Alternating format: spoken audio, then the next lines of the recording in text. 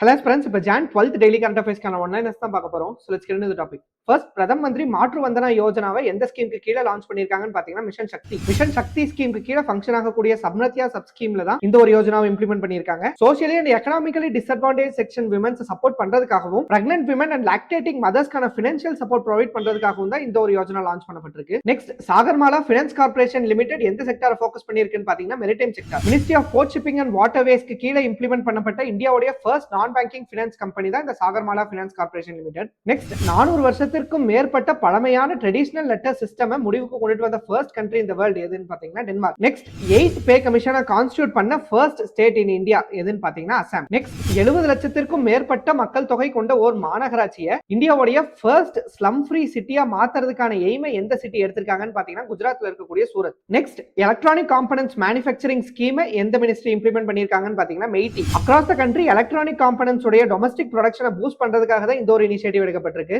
Hope இந்த video உங்களுக்கு யூஸ்ஃபுல்லா இருந்திருக்கும் நம்புறேன். இதே மாதிரி டெய்லி கரண்ட் அஃபேர்ஸ் அப்டேட்ஸ்க்காக கைல் டிஎன்பிஎஸ்சி அகாடமியை ஃபாலோ பண்ணிக்கோங்க அண்ட் டிஎன்பிஎஸ்சி ப்ரிப்பேர் பண்ண உங்களோட ஃப்ரெண்ட்ஸ்க்கும் ஷேர் பண்ணிருங்க. தேங்க்ஸ் ஃபார் வாட்சிங்.